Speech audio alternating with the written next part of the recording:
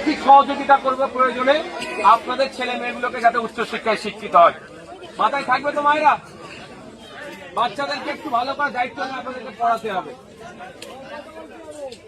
এটা কিন্তু দায়িত্ব নিতে হবে।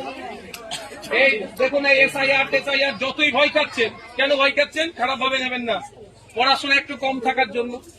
আমি ভয় পাইনি কেন, আমি লড়ে নেব। আর্টিকেল 326 সংবিধানের বলছে 18 বছরের ঊর্ধ্বে প্রত্যেকটা ভারতীয় নাগরিক ভোটদানের স্বাধীনতা থাকবে। আপনাকে ভয় দেখাচ্ছে কি আপনার নাকি ভোটার লিস্ট থেকে নাম কেটে দেবে? কে বলেছে নাম কাটবে? কার ক্ষমতা আছে নাম কেটে আজকে রাখতে পারবে?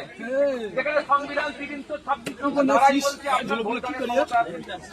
আমি আপনি না জানলে ভয় দেখাবে, আমি আপনি পড়াশোনায় কম বলে আমাদেরকে ভয় দেখাতে পারছে। আমাদের বাচ্চারা যদি পড়াশোনায় ভালো হয়ে যায়, আমাদেরকে ভয় দেখালে আমাদের বাচ্চারা এসে বলবে না মা এটা ভুল কথা।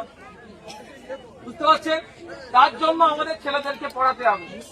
আমার সুবিধা অসুবিধা আমার ছেলেই আমাকে বলবে, অন্য কারো দরকার নেই। আমাদের ছেলেগুলোকে আমরা উচ্চশিক্ষায় শিক্ষিত করবো। সকলে মায়েরা বাপেরা ভালো থাকবে।